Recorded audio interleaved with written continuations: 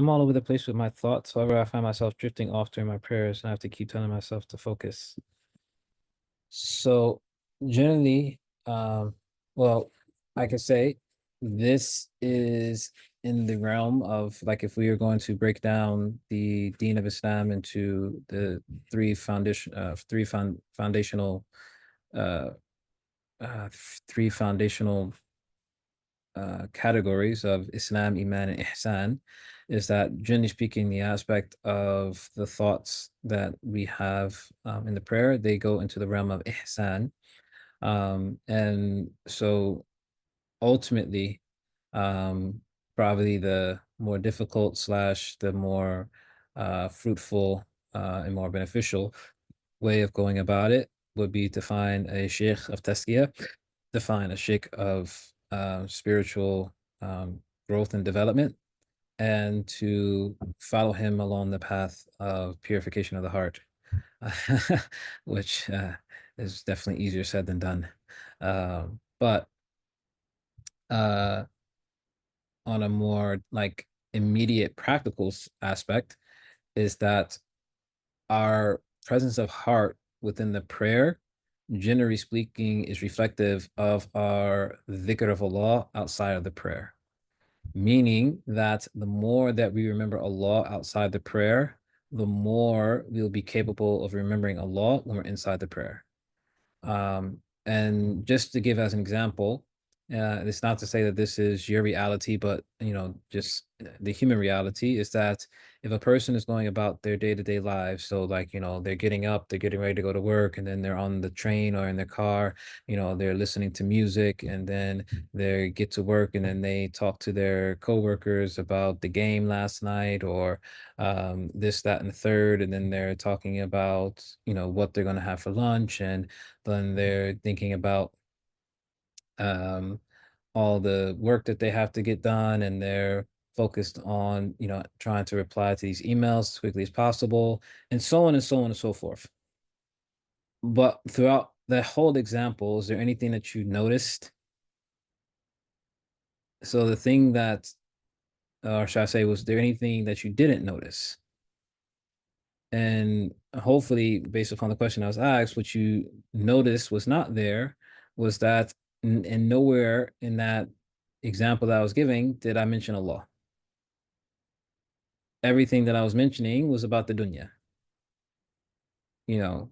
So like, and so basically, for many people, our lives is all about the dunya for the most part. It's like everything is dunya, dunya, dunya, dunya, dunya, dunya.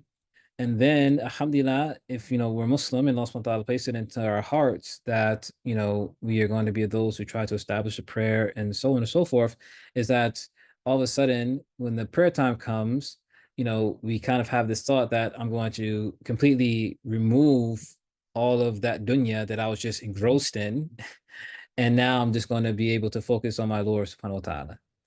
And the thing is that that is not really how the human being works. Now, the thing is that, some people can ask the question, well, when I watch television, or if I'm reading a book, or if I'm talking to my friend or something like that, I could be engrossed in that for hours, like, and I won't think about anything except for that thing.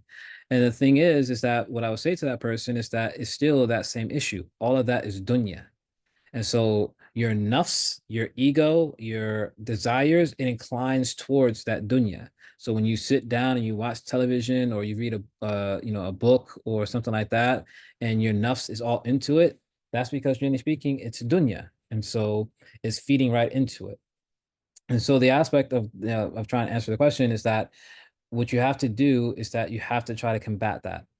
So now you want to flip it where all of your ins and outs outside of the prayer, you try to bring Allah into the picture.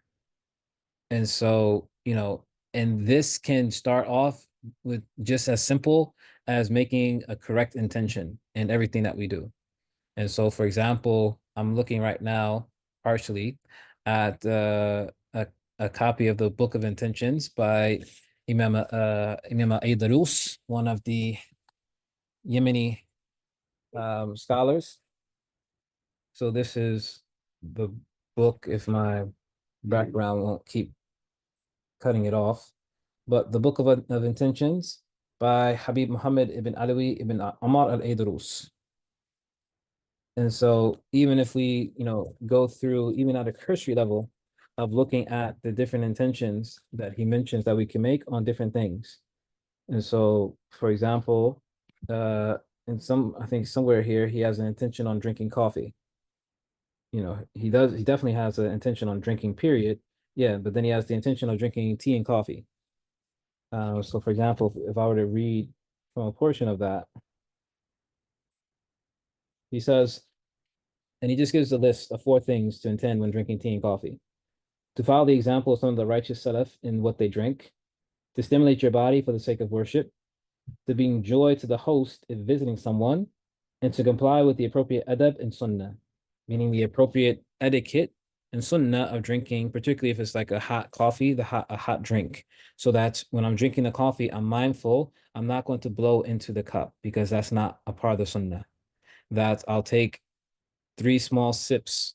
So that, for example, I'll take a sip, say Bismillah first, Bismillah, Alhamdulillah, Bismillah, Alhamdulillah, Bismillah, Alhamdulillah, uh, and so on and so forth. So the thing is that trying to take all the different things that we do on a regular basis, where we're usually heedless of Allah subhanahu wa ta'ala, and making it such that we become wakeful with Allah subhanahu wa ta'ala. And the more that we're able to be in a state of dhikr outside of the prayer, the more we'll be able to have true dhikr inside the prayer.